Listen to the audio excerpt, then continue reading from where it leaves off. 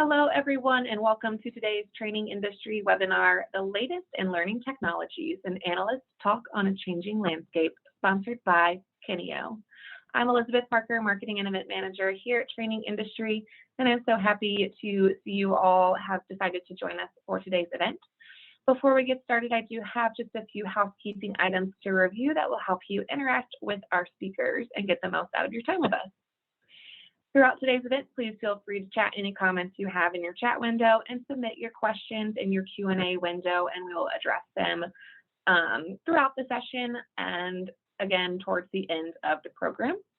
We also encourage you to share the information you received today with your colleagues and network on social media. Please include the handle Kineo and use the hashtag TIWebinars so we're able to engage with you and track your contribution to the conversation. When the program ends, you'll notice that a short evaluation survey has popped open in your browser. We would greatly welcome your feedback about the content, speaker, and anything else you might like to share. And as always, today's webinar will be recorded and archived on trainingindustry.com. You'll receive a follow-up email from us with a link to that on-demand program that you can review again later or share with your team. If this is your first webinar with us, a special welcome goes out to you. Training Industry exists to support the learning leader. We offer timely and insightful information on the business of learning through live events like today's webinar, as well as through website and magazine articles, research reports, referral services, our podcasts, and that's just to name a few. You can find all the ways that we connect you with expert perspectives in the industry at trainingindustry.com. And now, without any further ado, it's my pleasure to introduce you to your speakers, Danny Johnson and Steve Lowenthal. Danny is the co-founder of and principal analyst for Red Thread Research. She has spent the majority of her career writing about, conducting research in, and consulting on human capital practices and technology. Before starting Red Thread, Danny led the learning and career research practice at Burrs and Deloitte. Her ideas can be found in publications such as the Wall Street Journal, CLO Magazine, HR Magazine, and Employment Relations. Danny holds a master's degree in business administration, as well as both a master's of science and bachelor's of science degree from Brigham Young University. And Steve is the co-founder and U.S. CEO for Kineo, where he is responsible for all aspects of the U.S. operation. He joined Kineo in 2009, helped oversee the growth of the U.S. organization from when it was a startup to present day, where the company employs over 50 employees. Steve has more than 20 years of leadership, business development, and consulting experience in the learning and technology space, and has a proven track record of growing organizations and developing and deploying successful learning solutions across the spectrum of markets to improve performance and drive business results. Steve, Danny, it's great to have you with us today. I'm going to go ahead and hand this over to you. Great. I want to say welcome everybody. Thanks everybody for some people very early in your day for joining us, and thanks Elizabeth. As Elizabeth said, I'm Steve Lowenthal, the US CEO at Kineo, and we're excited to be sponsoring today's webinar as part of the launch of the TOTRA Talent Experience Platform. The Talent Experience Platform adds significant functionality to TOTRA Learn, which is currently used by over 1,800 organizations and 19 million users globally. With the addition of TOTRA Perform and TOTRA Engage, TOTRA now gives organizations a powerful platform to provide learners the skills and knowledge they need to do their current job, a development platform to prepare for their next role, and a learning experience platform to surface the most relevant content and connect learners to one another across an organization. However, as you'll see, as Danny's research highlights, even a robust solution like the Talent Experience Platform often won't meet all the needs of an organization. And with this in mind, Kineo has taken TOTRA even further through Kineo to develop plugins and integrations with third-party tools. These parts taken together result in the Kineo edition of TOTRA. The Kineo edition of TOTRA, along with our supporting services, give organizations the tools to meet their needs today and to continue to expand their learning technology infrastructure as new ones emerge. With that in mind, I'm excited to hand the microphone to Danny to share Red Thread's latest research. Thanks, Steve. I'm super excited to be here. Just a little bit of background on Red Thread if you haven't heard of us. We're a human capital research and advisory firm, and we focus on the areas that are seen on the screen. We encourage you to visit the website. It's it's new as of Monday, so we encourage you to visit the website and see some of the other research that we've done. One of the areas that we focus on is HR technology. We focus on it heavily, and today I'm pretty excited to talk about some of the research that we've done over the last 3 or 4 months. We spent the summer collecting data on the learning tech space, both from vendors and from leaders that are using that technology. And so this is the very, very first time that we're presenting it. We're hoping that you're excited about it. We're really excited to share it. And we're also very excited for your questions, because your questions actually make sure that we're staying up to date and that we're not creating in an ivory tower. So today I want to talk about, or I want to divide this discussion into basically 3 topics. The first one is thinking about technology differently than we have in the past. Sometimes, well, we often think about technology in terms of what that technology is versus what that technology can do for us. So we want to talk a little bit about that. The second thing I want to do is bring you sort of up to speed on the learning technology market. It has grown a lot since 2018 when we last did this research, so we'll share some of that stuff. And then finally, I want to introduce you to some of the trends that we're seeing from our learning leader friends and how technology can be applied in those categories. Just a brief station identification here. We'll be stopping at the end of each one of these sections and taking questions. Part of that is so that you don't forget your questions and we can talk about them in a timely manner. Part of that is because I'm pregnant and run out of breath very easily. And so those breaks will help to keep me from passing out. So let's talk first of all about keeping or thinking about our technology a little bit differently. And I want to start with this slide right here. In 2015, this was kind of the best thinking we had on learning technology. And this is Josh Berson's. It was very timely in 2015. This is how we were thinking about learning technology. We were thinking about it in terms of the technology itself. So learning experience platforms and micro learning platforms and LRSs and LMSs and content and all of these types of things. And if we're completely honest, organizations are still thinking about things this way. Part of that is because that's the way it shows up on a balance sheet. But part of it is just because they tend to be looking for a solution that can do everything rather than figuring out exactly what they need to do and tailoring an experience to that. And it causes a lot of frustration for a couple of reasons, thinking about technology in this way. The first reason is because increasingly there are these technologies overlap. So vendors rudely do not stay within these lines. LMSs are also LRSs. Pretty much everyone's offering some sort of content now. Everybody says that they're a learning experience platform, whatever that means. And so it's really difficult to get the vendors to stay within the little boxes that are shown on this screen. The second reason that this is really frustrating for people is that these categories describe what the technology is that you're buying, not necessarily the problem that you're solving. And by the way, vendors hate this model as much as the leaders that we've been talking to do as well. So in fact, when we started talking to the vendors a couple of years ago, we learned that they tend to categorize the things that they do much more granularly. And in our briefings and conversations with these vendors, about 28 functionalities fell out, and those are shown here on the screen. So career pathing and assessment and adaptive learning and MOOC and cohort and LMSs. And these functionalities are much more geared toward enabling employees to do something rather than the technology that supports it. And the problem today is that vendors are doing 3 or 4 of these things, or 5 or 6 of these things, or sometimes up to 25 of these things. And they're calling themselves all kinds of different things. So an LXP may be doing many of these things, an LMS may be doing many of these things, a coaching platform may be doing many of these things. So it's really hard to get a sense for how to buy or what to buy. So at the same time, we took a look at these functionalities. We started talking to leaders about how they're thinking about it. And we actually went after those leaders that we thought were fairly forward thinking and learned that they're thinking more in terms of what they need employees to do rather than in the tech category that helps them to do it. And so as we talk to them, it turns out that they're pretty worried about experience, as the whole world is. And within the experience for learning, there were basically 6 things that they were trying to enable their employees to do. They were trying to enable them to plan their careers. How do we enable our people to understand their career options and take it from a developmental standpoint? What do I need to do to get there? They were trying to enable their people to discover, which is how are we helping people find the opportunities and content that they need that will take them in the direction that their career wants to go. They were trying to get people to consume. So there's content out there that needs to be consumed. How are they making it easy for those folks to do that?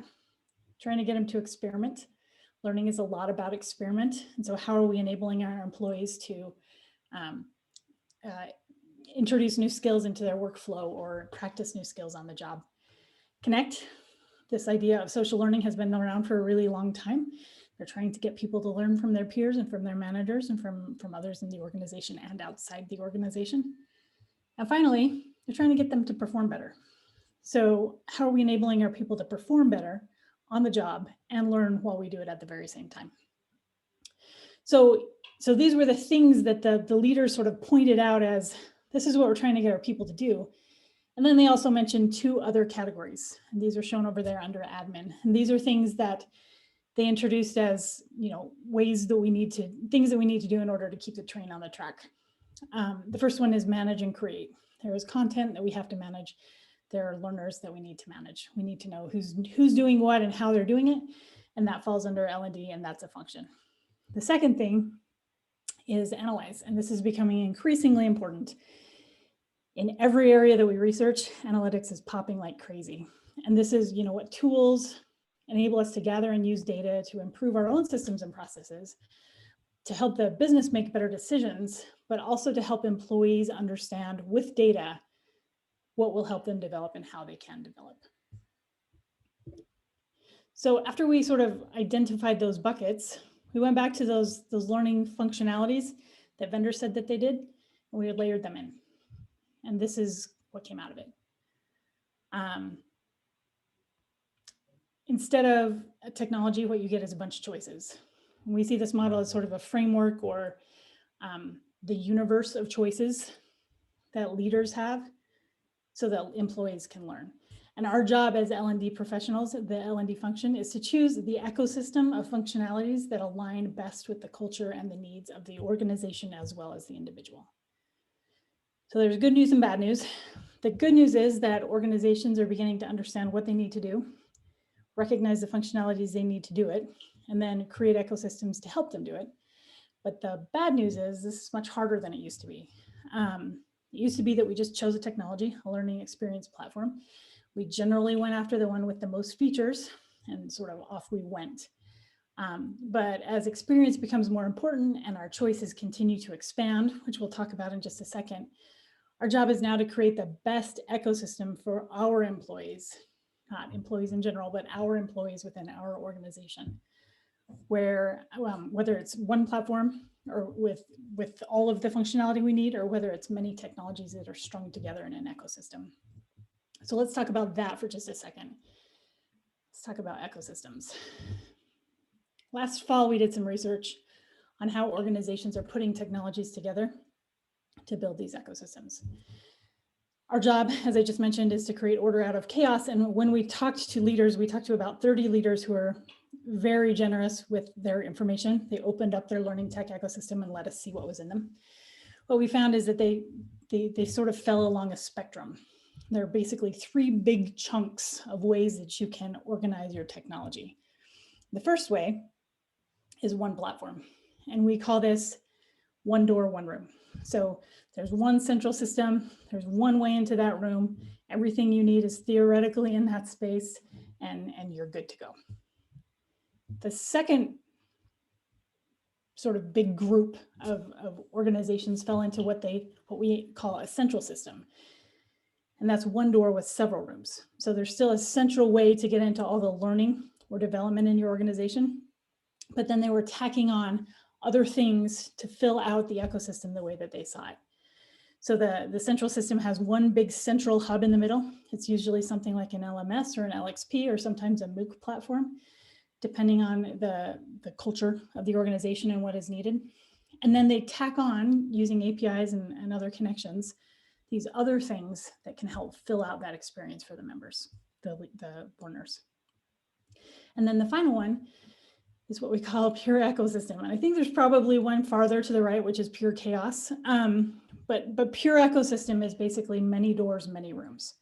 So you can go in multiple doors, you can go into multiple rooms, employees access what they want and how they want it. And there is little sort of control or desire to put a central system in place, because pure ecosystem is much more likely to sort of integrate with the work the way that it currently is. We're seeing more and more organizations do this as they make sure that they're compatible with Slack and Teams and things like that, to bring the learning to them instead of having to go somewhere for learning. But that's what the pure ecosystem is.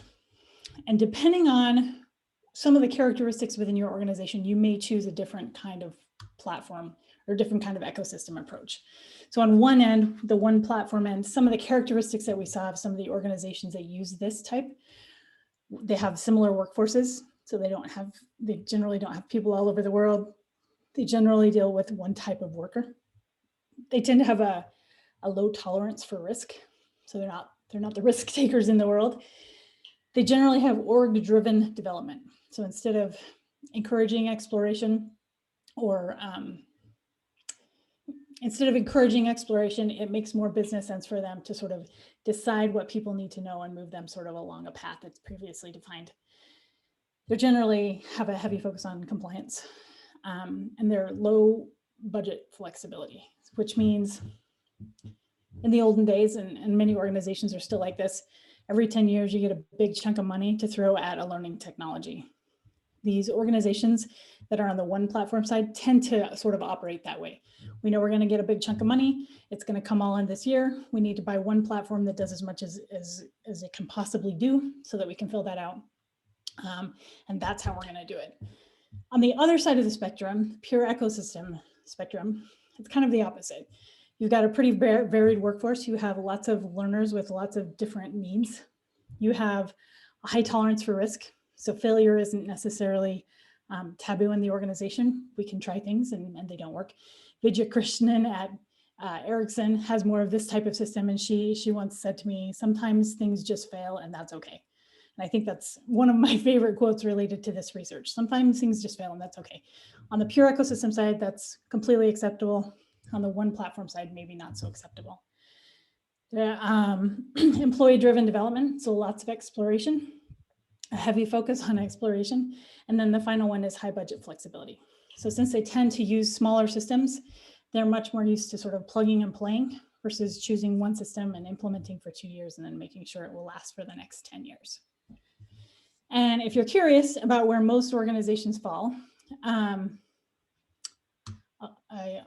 tell you, this is where most intentional organizations are. So that means that they have scoped out their learning tech ecosystem and have decided what it's going to be. It hasn't happened organically. This is very, very intentional. They tend to fall between the central system and the pure ecosystem space. They're just right in here. So let's take just a second and talk about, give you a chance to ask some questions.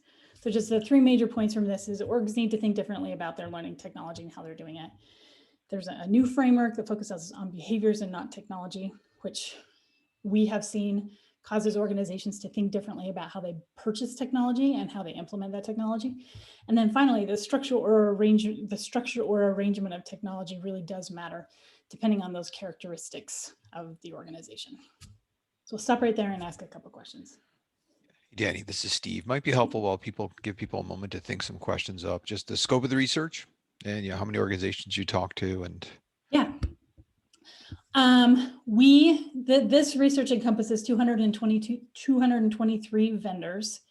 I don't have a count on the number of leaders who we talked to because it's an ongoing conversation. For the ecosystem research, it was 30 leaders that opened up their stuff to us and let us take a peek inside. And of those 223, we had about half of them answer all the questions, which included financial and other questions, and then a few that didn't answer any, and we went out and did some research on their websites to figure out what they were doing. Got it. So someone asked a quick follow-up, which is, was that primarily US companies or was that a global audience? It was a global audience. Okay. And Ken asks, is it too soon to change pattern due to COVID-19 and the increased shift to remote work? To see a change in pattern? Oh no, we've seen a change in pattern. We'll talk about it in just a second, a little bit more. Lots of industries sort of took a dip when COVID happened. Kind of the opposite happened with learning. And Steve, I'd love to understand what was happening at Kineo, but because of remote work, we've seen an uptick in pretty much every single learning vendor that we've talked to. It seems that it has become a priority in organizations where maybe it wasn't before. And a necessity in some of those organizations that had to quickly pivot. Yeah, we would agree with that. We've certainly seen an uptick in interest, and everybody is taking a step back, if you will, and rethinking how do we address a different set of needs in a different way. Absolutely. Yeah. Couple questions came in on Q&A. So in a peer ecosystem, do leaders not worry about measurement so much? I mean, and there was another one with which is how do you measure when you're herding cats, if you will? Oh yeah, we always get that question.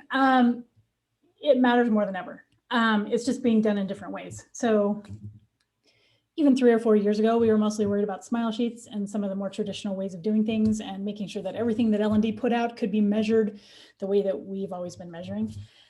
Analytics, AI, machine learning, big data, all of these things have sort of come together to help us measure in different ways. So we're not necessarily doing smile sheets anymore, but we have a much better idea of what's resonating with people. We're able to correlate that data with actual performance data. And so it's becoming, first of all, much more common. And secondly, required by senior leaders to take a look at that stuff rather than just relying on the smile sheets. A quick question. Someone asked that, it was how well represented finance companies were in your research? They were quite well represented. We asked the vendors who their top industries were, and finance, I think, came in 3rd or 4th. It's really interesting. A lot of people think because of the heavy compliance that they're going to be a little less sort of forward thinking, but we've kind of seen the opposite, especially with some of the bigger organizations. They tend to do a really good job at separating the need to know from the nice to know, or the compliance over, separating the compliance from the let's develop your career, and then treating those separately. So the compliance, sometimes in some organizations, is even handled by OGC. It's not even part of training.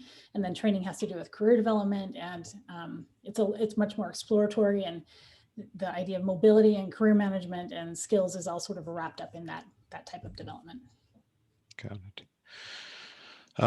Elizabeth, I'll take a nod towards you just to keep us on track, but a couple more questions. Maybe you'll get to this later, Danny, if we can, but someone, Rory's asking, what was the biggest need focus for organizations interviewed? The biggest need or focus?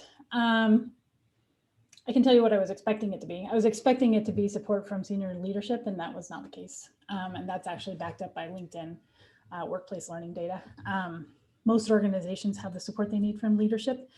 I think the biggest need was the mindset shift of the entire organization. So we tend to talk to fairly forward-thinking learning leaders.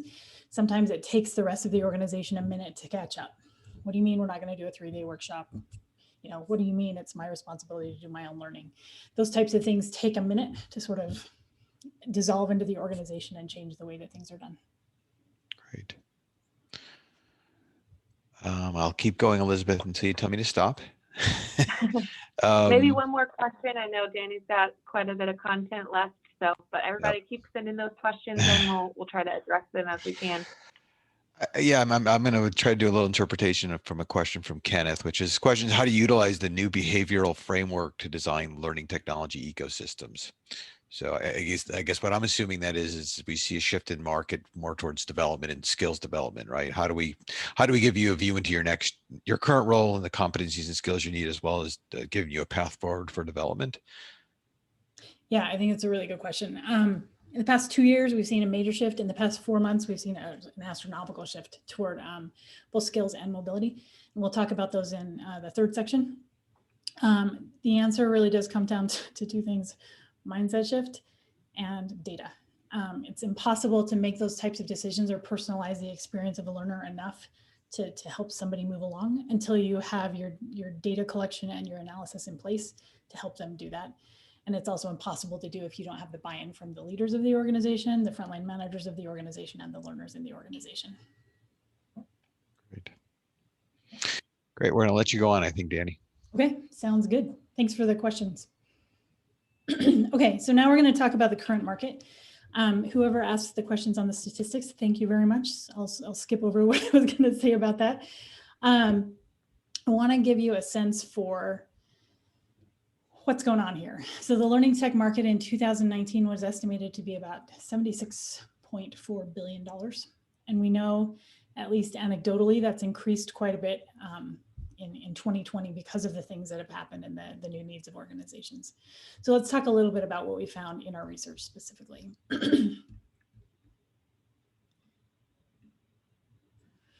The first thing we found is there are lots of vendors. We have 223 in our database currently. We have another 30 that need to be vetted, and we know that this isn't even close to all of them. So the question is, why are there so many? There are a few reasons for that, we think. The first one is VC money. Venture capitalists are going after the ed tech space like nobody's business, and so everybody's starting an ed tech venture. Secondly, it's much easier to get started than it used to be. You don't have to be a behemoth.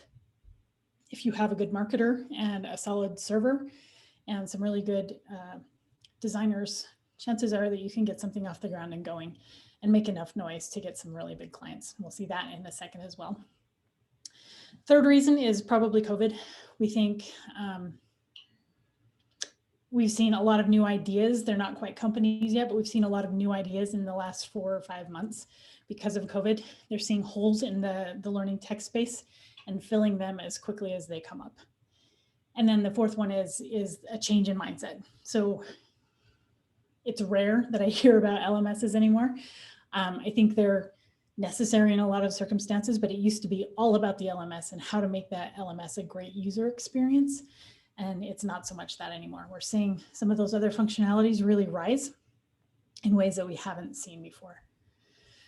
Just a note on this chart right here, the little hook at the end that looks like things are leveling off, that's not because things are actually leveling off, it's because there's a natural gap between the time a company is incorporated and the time it hits the market. It's usually about a year or a year and a half. So I expect that trajectory to keep on going up.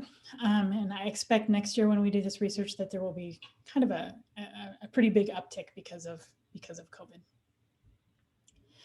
The second thing that we are seeing is lots of functionality. So 2 years ago when we did this, we pulled all the vendors and we talked to learning leaders and came up with 28 functionalities.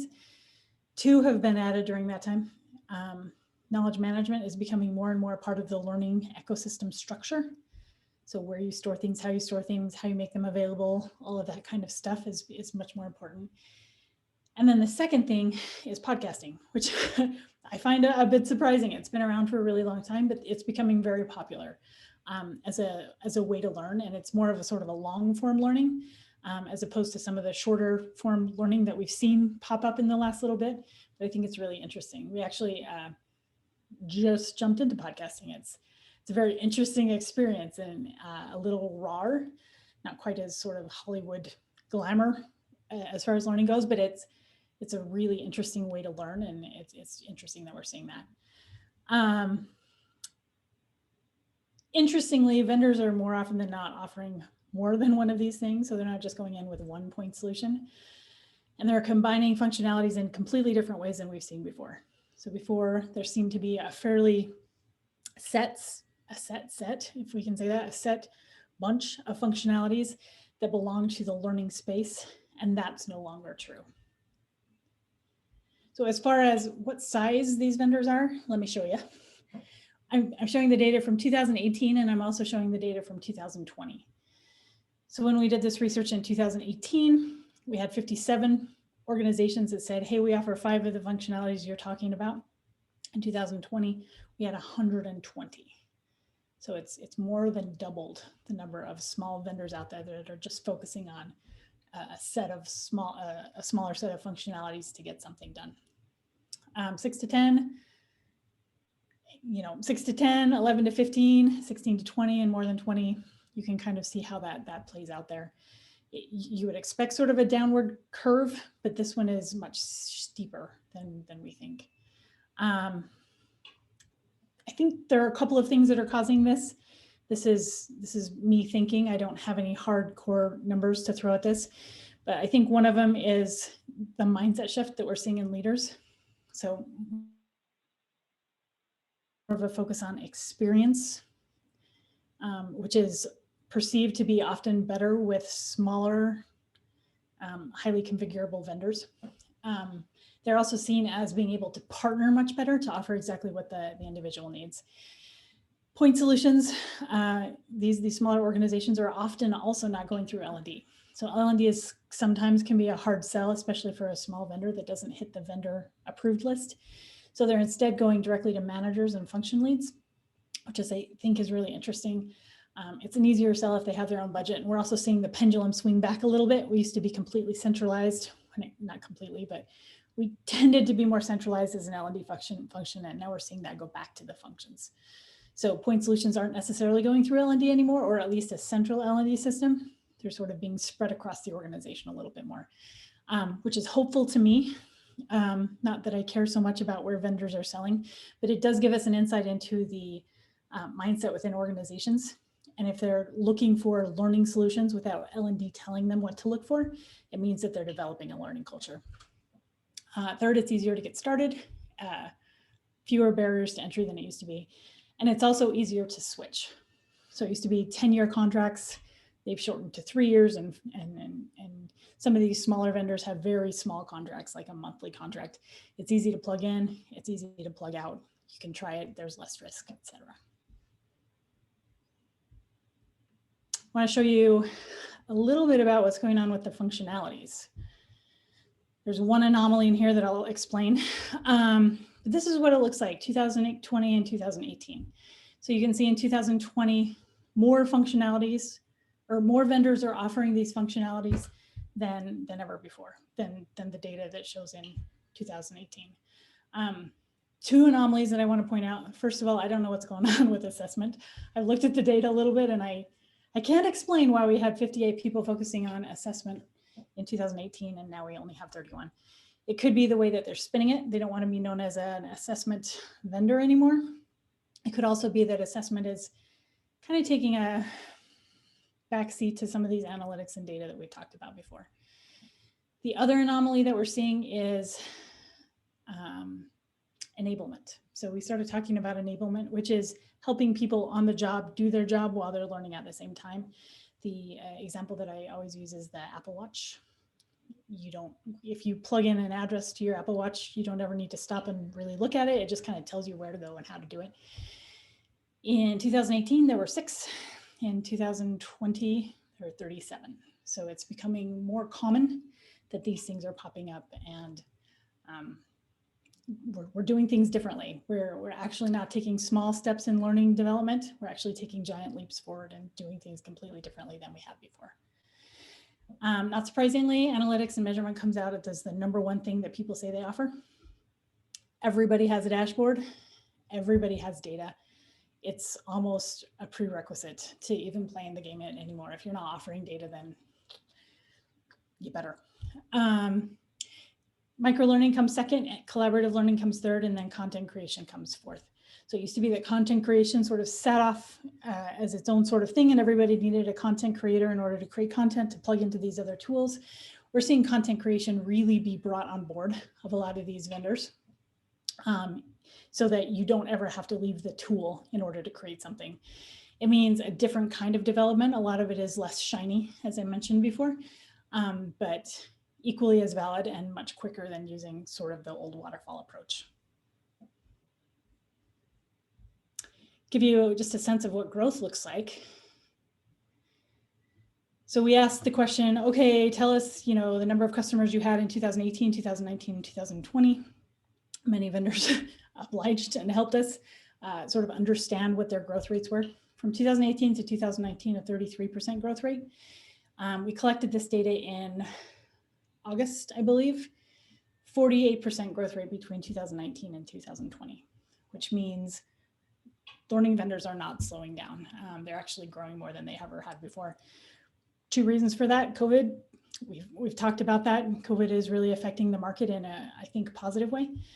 And then the other thing is just learning technology is becoming more of a need to versus a nice to. People are moving away from ILT toward something that can be handled online that's a little bit more scalable and ultimately more personal to the individual.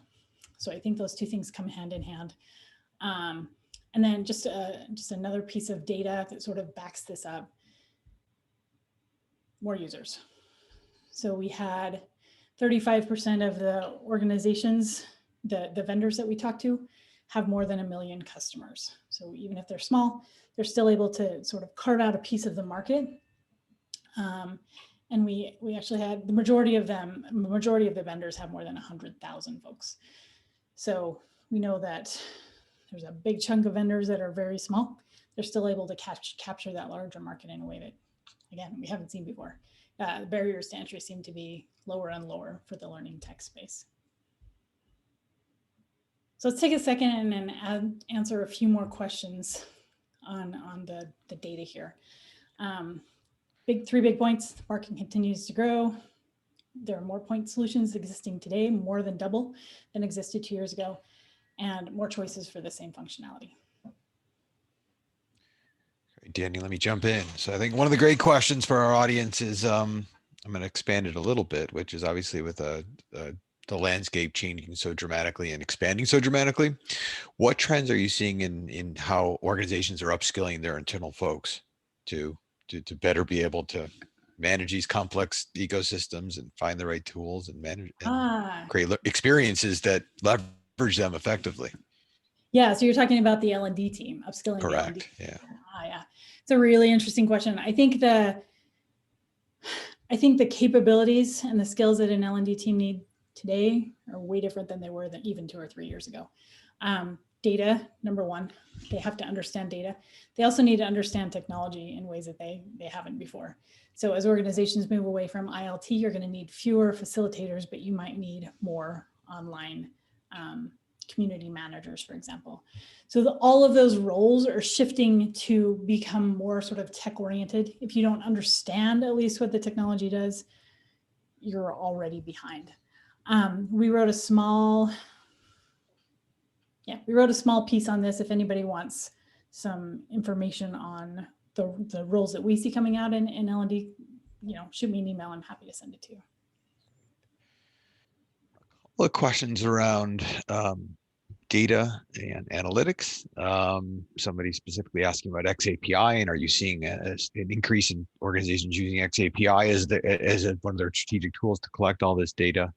Yeah. And are you seeing trends in terms of how people are starting to collect and analyze data across the board?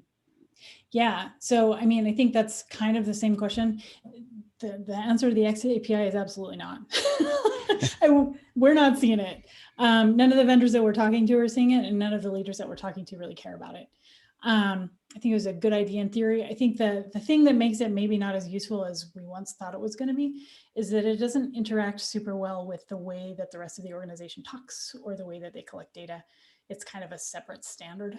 And as L&D gets more integrated into the organization, they're using some of the same tools that would be used by the rest of the organization. So they tend to be using dashboards and looking for correlations rather than relying on their own separate set of stuff. As far as collecting data, a lot of it is done in the background. So we call it latent data or data exhaust from the use of the learning tools themselves. So learning tools today can tell you how long people spend on your site. They can tell you what they're interested in. They can tell you all kinds of things, all within the bounds of the law, obviously. And that helps helps learning departments make better decisions, but it also helps organizations make better decisions. So if for example, if they're losing people at the 3-month mark, they can go in and look at, how they use the tools on career management, how they use the tools on, what they consumed, what they're interested in, and kind of make correlations between how they're losing people and what their development experience was like, which is obviously just one variable, but an increasingly important variable to understanding what's going on in the organization.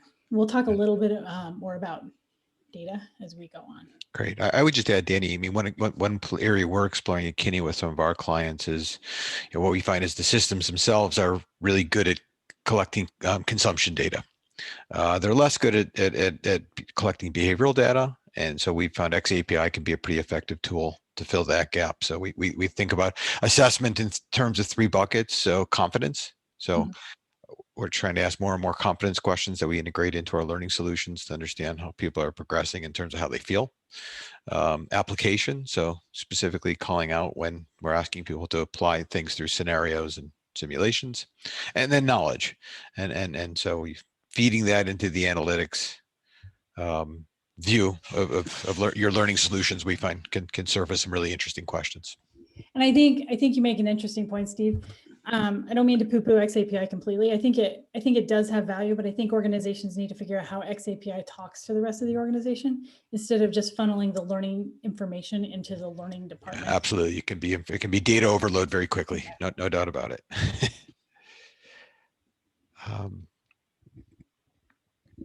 Well, interesting question. Do you see a change in the profile populations being trained? In other words, more women, lower skilled workers. I will share one interesting thing we saw. We have a number of clients on our platform who train trades people. And COVID, because those trades, at least initially, actually had a lot more time on their hands. Those trades people were starting to consume that training at a significantly higher rate, which we thought was really interesting. I think that's more data than I had, Steve. I can tell you anecdotally, yes, we're seeing the exact same pattern that you're seeing. I do not have any hard data on that. It's not available to us through the vendors, and we haven't necessarily pulled the leaders on it. Yeah. It's just a quick question. Someone asked what resources are evaluating market leaders, and I know, Danny, you have pulled together profiles of different vendors in the market. Obviously, Training Industry does too. So I'll plug both our partners today on that one. Yeah, all of the data that we gathered this summer will be available in an online tool run through Tableau. It should be available in the next couple of weeks. So if you're interested in knowing when that pops, shoot us an email. We're happy to give it to you. Yeah. With so much technology available, is it a bit overwhelming? It is a bit overwhelming to try to pick the best solution for an organization. So what resources? So I guess along that line, what resources are available to help you with the best fit? And I guess my 2 cents there is every organization is different that we work with. So the truth, the formula we find works is understand your primary use cases. Who are the drivers of learning in the organization, and it's work backwards from there. So I'm curious what you say, Danny. Yeah, completely agree with that. This is not somewhere you can cheat off your neighbor, and it's not somewhere where you want to go with the market leader. You want to figure out what you need and find the technologies that are going to help you get there. Yeah. And someone asked just what's happening with LMS vendors, and I'll just share a little bit anecdotally with Kineo. We were surprised. We actually thought that when COVID first hit, we actually saw a pretty good uptick in demand for learning technology. So organizations who are trying to rapidly migrate from a face-to-face delivery to online, first step is we need technology to do that. I don't know if that's a trend you've seen across the industry or not. Yeah, I think increasingly LMSs are being seen as, and I'm not talking about big platforms, but I'm talking about the LMS functionality. They're being seen as a functionality as part of the ecosystem. It's not that they're becoming less important, it's that everything else is becoming more important. So instead of them sort of, ruling the learning tech space, they're sort of being integrated into the larger ecosystem. Great. So I'm cognizant of time. Maybe we'll maybe jump back in it and then have some more time at the end. Okay, that sounds great. So the final thing that we want to talk about are trends. And what we want to do is we want to talk about some of the trends that we're hearing from the leaders that we're talking to, and then kind of go back to those functionalities or the technology that we're seeing that is enabling those trends. And we'll go through 6 of them. So the first one is this idea of more human experiences. I think there's been a very big difference between the downturn in 2008 and whatever's happening with COVID. We still don't exactly know what the economy is going to do, but it has been very interesting as organizations have had to lay people off or downsize or furlough or cut salaries or all those types of things. It has been a much more human experience than it was in 2008. we're taking care of our humans much better. And I think that speaks to us as human beings and makes me very excited, especially on a day like today where the whole world is fighting. But it has found its way into the learning space as well.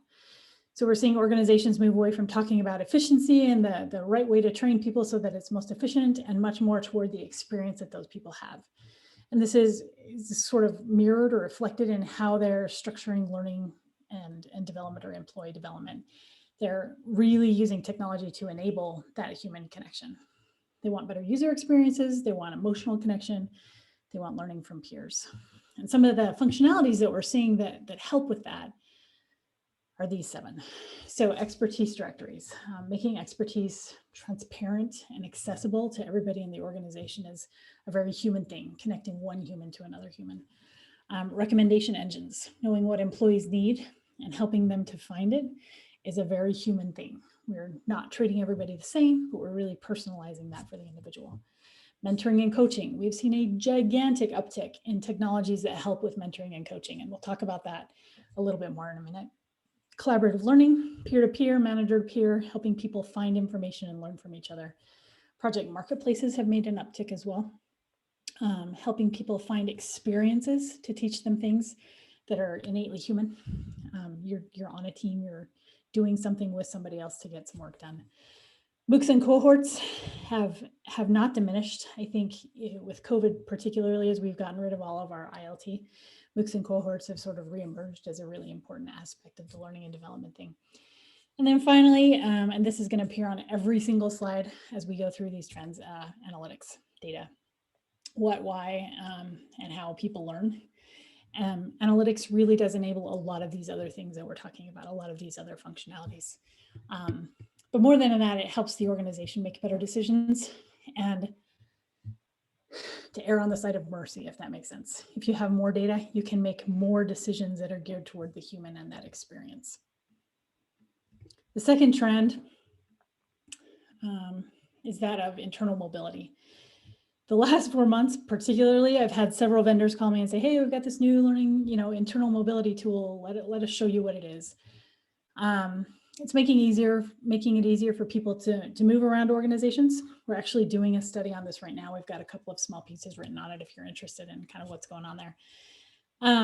We have found in that research that most organizations are doing this to help employee engagement and to help that employee engage with the company and with their own career. So it seems to have the goal of employee engagement. I think in the last 4 months, that's become critical because of the human aspect. But I also think internal mobility has become much more of a business priority than it's ever been before. So moving away from a strictly ladder model, helping people get a broader sort of idea of what goes on in the organization and broader knowledge helps organizations respond to situations like the one that we're in right now. So it's being seen more as a business imperative. We just haven't seen that click in quite as much for the technology being used or the systems and process in place to do that. COVID obviously pointed out that most organizations do this pretty poorly. There are a couple of reasons why. Some still do this internal mobility thing with a spreadsheet, which I think is crazy, but some do. But some are leveraging some learning functionalities to help. We see the expertise directory again. If we can see who has that expertise, it's much easier to put them where they can do the organization the most good. And if we are also understanding what skills they're developing and what skills that they have, that does the exact same thing. Career pathing, if you have data about where people want to go, it helps with decisions about where they should go. Assessment, and that goes kind of with skills tracking. And then again, we see analytics pop up, providing correlations and data for better decisions about where people should go and where they want to go. The third trend that we're seeing in the space, coaching and conversations. And this has gone across not just learning, but talent management in general, performance management in general, skill development, talent mobility. It's sort of an overarching thing. The things that organizations are looking for are better connection between managers and employees. We have yet to talk to an organization that says, yes, my frontline managers are just awesome. Most people really understand that their frontline managers don't have the skills or the support that they need in order to be really good at helping people develop.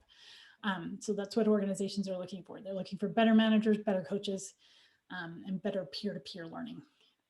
Some of the technical functionalities that we're seeing, mentoring and coaching. So in the mentoring and coaching space, I've seen over 100 vendors pop up in the last year. It's crazy. Small ones, big ones. Obviously, we all know BetterUp and the $104 million they got. It's a thing. Coaching is a thing, and I don't think it's going away, but we're basically seeing three types. The first one is the most basic and traditional. It matches employees with external coaches to help you become a better leader. It's traditionally been leaders and above, not necessarily everybody. Some of the vendors are trying to bring that down to everybody. We're seeing more of software. This is the second set of software that enables internal discussions with nudges, places to document conversations, matching people internally, et cetera, et cetera. So more of this software, not necessarily to go outside and grab you a coach, but to find you a coach internally or pair you up with someone so you can do sort of partner coaching. We're seeing much more of this. And we're also seeing technology that enables those manager-employee conversations more than we've ever seen before. And then the final sort of bucket of coaching software are coaches on the shoulder. This is software that delivers nudges and learning and data to help someone get better without necessarily involving another human. So they're still getting the same information. They're saying, hey, you know, in your meeting, you asked more questions than you listened for or answered. And so it gives them a sense for how they're performing. Same thing with email. We see tools that sit on top of email and sort of analyze the email and say, hey, did you know that Joe's having a bad week? Maybe you shouldn't word it quite like that. These coaches on the shoulder give people information to sort of change the way that they're talking about and interacting with people to get them to the same place as a human coach would. Obviously, there's some drawbacks to that, but there are also some advantages, like it's always on. You don't have to wait to have a conversation with the coach. So coaching and mentoring, collaborative learning. We're seeing more of that, Yammer and Jam and those sort of types of software that help people have conversations with other people. We're also seeing more and more technologies that are integrated with Slack and with Teams and we're seeing more and more text as well. So instead of going with Slack or Teams, they're also just sending a text message that allows you to sort of interact with it. And all of those sort of fall under that idea of enablement. Next one, just really quickly, skills. Everybody and their dog is talking about skills. We've been following the conversation for about 4 years and haven't really seen anything interesting come out of it.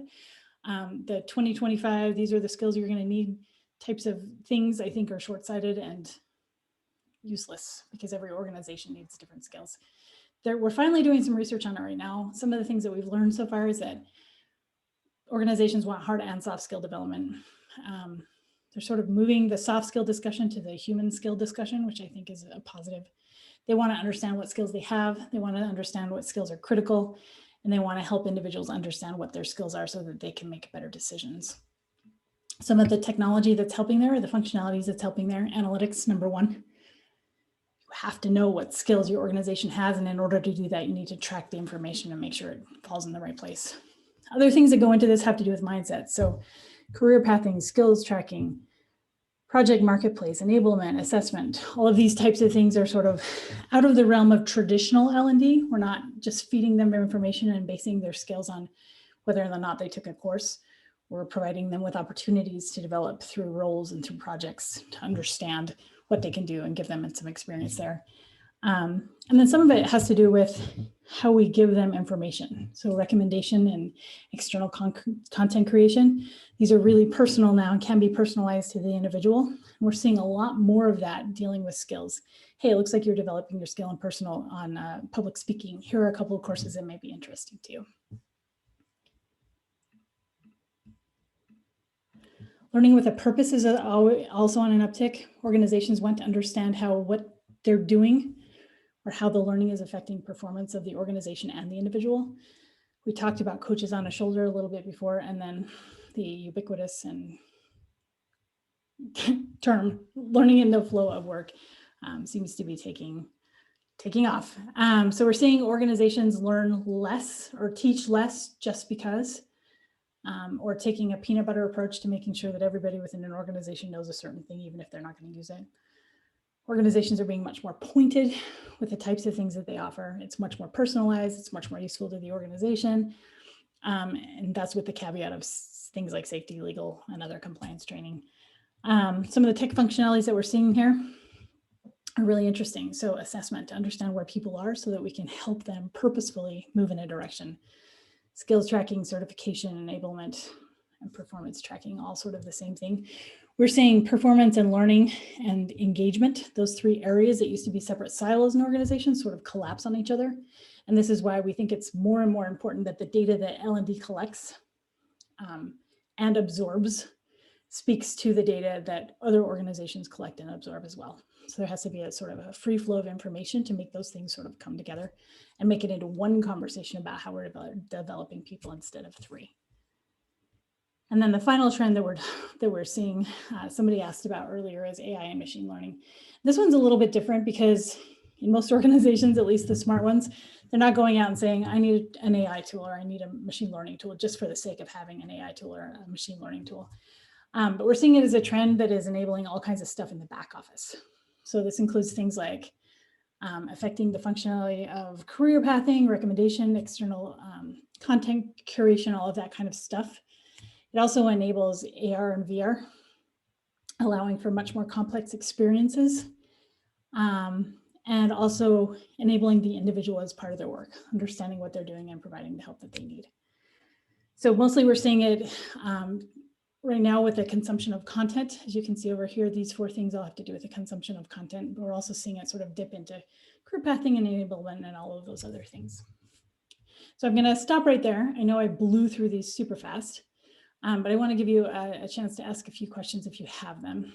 The four major points is our employee development is moving out of the LMS and incorporating other things. Development is being integrated into work life. Skills and mobility are finally having their day, and analytics is everywhere. Great. Thanks again, Danny. Couple questions I'll jump in with from Emily. So she's pointing out that the employees actually just struggle to do their own career pathing, right? And are looking for support for that. Are you seeing any shifts in terms of whether that's the onus is more so internal for managers and human resources, or are you seeing organizations leverage external resources to help people do that? It's a really interesting question. So in the mobility research that we're doing now, we've had a couple of roundtables where we bring a whole bunch of leaders together, and they have said the individuals that move in their organization are the ones that understand where they want to go and how they want to get there. So we're seeing increasingly, we're seeing more career mobility tools that are provided by the organization, but we're also seeing a really proactive push or messaging onto the individual to say, hey, we're here to help you. Here are the tools that we can offer you, and here's the person that you can talk to get there, instead of just sort of leaving them hanging or telling them exactly what their career path should be. Great. You must have used the term peanut butter approach because someone's asking to clarify what that is. It's like spreading peanut butter over the entire organization. Like everybody gets the same training. Every manager gets the same training. We're seeing less of that and much more of sort of an assessment of the skills and the desires that individual has, and then personalizing an experience for them. We're able to do that because of the technology and because of the data. Great. So yeah, I mean, gosh, social learning, we used to call them communities of practice 20 years ago. Great book called Company Command about the Army. If people are actually interested in how they work, Company Command about how the Army used communities of practice 20 plus years ago. But people are asking, any great best practices you're seeing to get people to engage in social learning, to contribute? Yeah, I mean, this comes up over and over again in pretty much every piece of research that we do, but managers and leaders set the tone. So if they're using those ways to communicate, then people under them are going to use those ways to communicate it as well. If they're not, then it very well might fall flat. Grassroots efforts in terms of learning rarely sort of take off within organizations. Yeah, I mean, the one takeaway from, again, Company Command is it takes it takes heavy facilitation until you hit a tipping point. Yeah, for sure. Yeah, someone who knows the organization well and the domain they're facilitating, so they can say, "Hey, Danny's the expert. Danny, come on, step up and respond to this question." And it takes that kind of urging initially, but eventually you can get to a tipping point where it becomes self-sustained. What's the state of AI? I'll just summarize this question, which is a term, is one of those terms today that and everybody says they have it. So those that say they have it, I would be very careful to make sure that they really do have it. I think it often gets confused with other things. I'm cautiously optimistic that AI is going to be useful. I do not think we're there yet. I think it does take some of the stupid work off people's plates so they can focus on more strategic things. Anybody that sells you AI, please make sure that you dig in and dig in and dig in and dig in and make sure that you understand exactly what that AI is supposed to be doing, rather than just taking them at their word that they've got a magical algorithm. Yeah. From James, that the move away from the LMS is, or how are user directives, user identity being carried out? Are people using SSO or federation across the different platforms? I mean, I'll give a quick answer to that, James, which is, I'm not sure people are moving away from the LMS in quotes. The LMS is dead has been probably overstated. It's the LMS and yeah, the people are using SSO generally, in the ecosystem with a center system, right? That system generally is the system of truth, and then that data in the cases of clients we work is often then being pushed out to the other systems from there. Yeah, and it kind of goes back to kind of what your ecosystem looks like. If you have a central system, it's usually the system of record. If you have one platform system, it's usually the system of record. Sometimes when you're using a full ecosystem, SSO is obviously necessary, but it's wrapped into the other systems where SSO is already integrated, and so it's not as big of a deal. The biggest thing is making sure you understand where your data resides and how your data gets from one place to another, because that's becoming increasingly important. So people are just asking trends around learner data, and are people using one of these systems? Is one of these systems from the dominant system, or are systems completely outside of the learning ecosystem becoming the data warehouse? And I would tell you that we're seeing a lot of that for our large clients for sure. If they're a Tableau company, yeah, everything's getting pushed to Tableau. And some people still rely on the LMS as a central point, or the LRS. Yeah, I think analytics. My crystal ball tells me that the LMS is not going to be the system of record forever. And I mean, it may be for the training record, but if that information cannot be shipped to some of those other things that are being used in the organization, Tableau, Domo, business intelligence, et cetera, it's not going to be that useful. Learning has to start collaborating, cooperating, and communicating with the rest of the organization in the end. I think we're out of time, Steve. Okay. Yes. Are we at time? All right. Well, thank you, Danny, for your insight. I've gotten some great back channel feedback that people saw a lot of value today, so really appreciate it. And I guess I'll wrap up unless you're going to jump on. I think Elizabeth has a couple wrap-up slides. Yeah, I think she does. Just a quick plug. The Learning Tech Landscape tool will be out in November, as well as the report and an infographic talking about the things we did today. If you want more information, just shoot us an email and we're happy to put you on the mailing list. Perfect. Well, thanks so much, Steve and Danny, for being with us. Everybody, here's a quick slide if you guys want to follow up with our presenters for today at Kineo or Red Thread Research. So once again, thanks so much for being with us. And just in closing, I'd like to invite you all to join us for some upcoming training industry webinars. You can find out what's next, register for an event, or watch past webinars now at trainingindustry.com. As a reminder, all our webinars are pre-qualified for credit hour by SHRM, HRCI, ISPI, and CPTM. CPTM is a certified professional and training management program that assists you in developing core competencies to empower you to manage the future training needs of your organization. You can find out more information at trainingindustry.com/CPTM. And I hope you'll consider joining us for our upcoming Training Industry Leader Talk on Agile Content Development. Speakers will share insights on how you can support agility and learning in the flow of work. Registration is open now at trainingindustry.com/webinar. Once again, thanks so much to our presenters, Danny and Steve, for their time and insights today. Of course, thanks to our sponsor, Kineo, and to all of you for your time and attention. Until next time, I'm Elizabeth Parker. I hope you all have a great day. Thank you.